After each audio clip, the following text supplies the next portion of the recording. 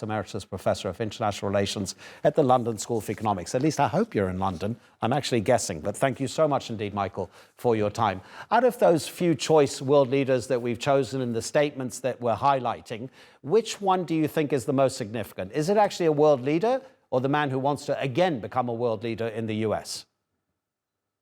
It's difficult to make an easy choice between those various statements, but if you're going to be blunt about it, let's go to the still most powerful country in the world, which is the United States.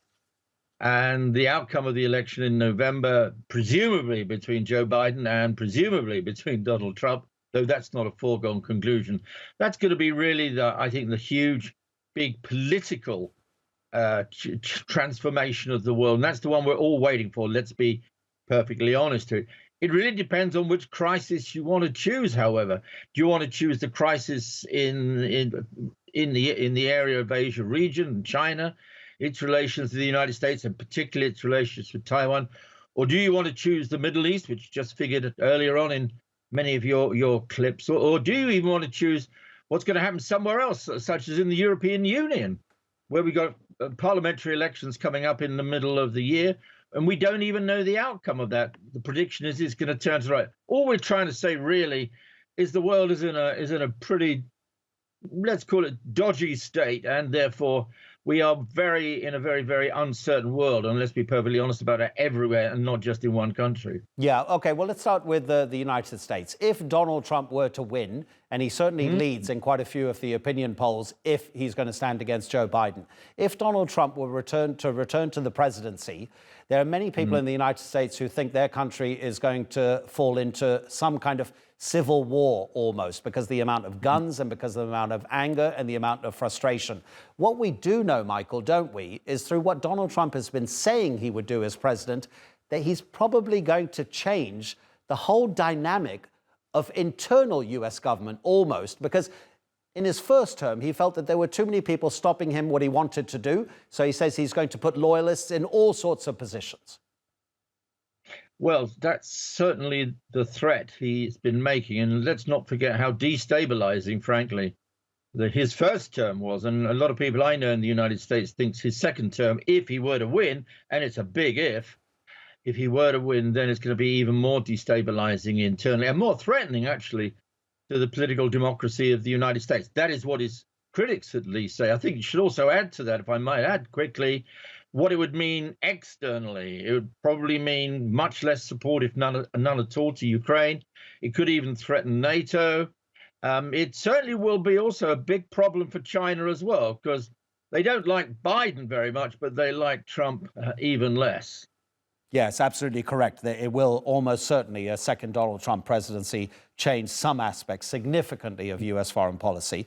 What about the Chinese President Xi Jinping? And here, actually, we could probably go beyond the coming 12 months. Do you think at some stage before the end of Xi Jinping's presidency, he will be determined, whether it's by force or any other means, to reunite Taiwan with China? Is that the thing that is going to make his legacy the greatest legacy of any Chinese leader since Mao Zedong? Well, I mean, all Chinese leaders since 1949, including Mao Zedong, Deng Xiaoping, and now Xi Jinping, have said that they want reunification with Taiwan. But I honestly don't think that Xi Jinping is actually an adventurist. He has to use those terminologies about the reunification of a sovereign China, including within sovereign China, Taiwan. But he knows, and his advisors are telling him, the risks of escalation, particularly to a level of warfare, to regain Taiwan, is going to destabilize China. It's going to bring the United States even deeper into the region, and indeed could cost the world an economic depression, because so much depends on the economic relations between China and the US. So while I remain in some sense a pessimist about the long term, I also think that Xi Jinping, facing many problems at home as well economically, don't forget that, is going to be a little bit more cautious. This is my prediction. I shouldn't make them, I know, but I think he's going to be a little bit more cautious than some of the rhetoric would imply. Okay, let's move on to North Korea. And I don't know if you have been, but I mean, as an amateur analyst, I've been wondering when its entire system would collapse. And of course, that will create a whole load of geopolitical ripples. But let's look at one specific issue, how Kim Jong-un manages his country when it appears, and he's even kind of admitted it, that it's going through some kind of famine. It's not as bad as it was decades ago when hundreds of thousands of people were killed, but he has spoken about the challenges facing North Korea and its food crisis. There are accounts, first-person accounts, of people leaving their homes in Pyongyang. Where have they gone? And the neighbor says, well, they went to the mountains to die because they were starving to death and they didn't want to die at home. How does Kim Jong-un manage a country that can't even feed itself?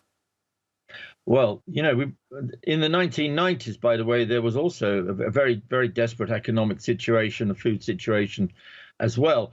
So this almost seems like a permanent crisis. I mean, some of the information coming out of North Korea, can we believe it? Do we believe it? What do we actually know about what's really going on inside North Korea at all? I'm no expert, but I always kind of be very cautious about some of the statements coming out.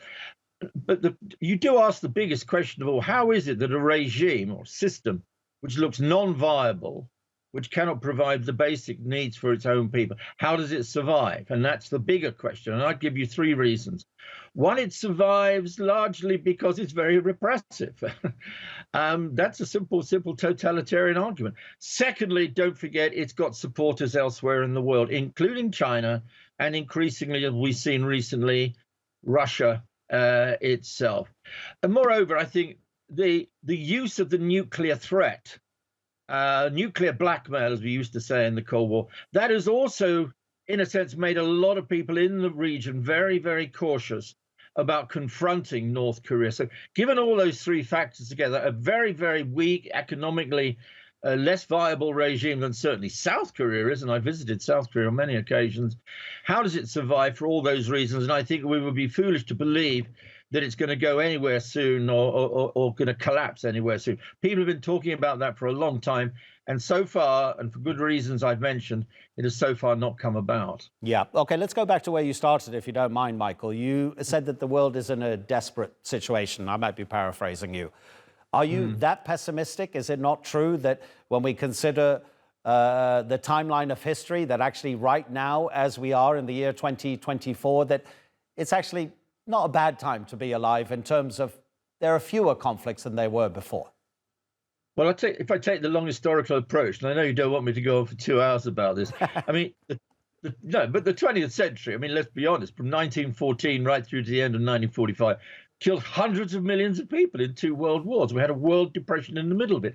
Then we had a Cold War, which killed 25 million people, a so-called long peace. We had nuclear weapons hanging over us. So you could take the view, however bad it looked, whether China, America, what's happening in the Middle East and the tragedies going on in Gaza, what's going on in Iran, what's going on elsewhere in the world, you could say that in historical terms, we are actually not in a peaceful period. We're never going to be at peace in the world, I don't think. I'm more of a pessimist than that, more of a realist than some people, I suppose. On the other hand, if you compare it historically to what went before, it does look actually not as dangerous as certainly earlier periods. I do not think, by the way, we're on the edge of a World War III. I genuinely don't believe that China and the United States are going to go to war. And I think actually many of the problems confronting the European Union and the transatlantic relationship, many of the problems even confronting the global south, I think they are actually in a position now to resolve, at least address some of those, maybe easier or with less of the impediments that we found during the Cold War and certainly at an earlier period in the 20th century. Michael Cox, it's been absolutely fascinating to hear your analysis. Thank you so much indeed. And we'd really like to have you back again. Thanks so much. Be delighted. Thanks so much for asking me those questions. That's great.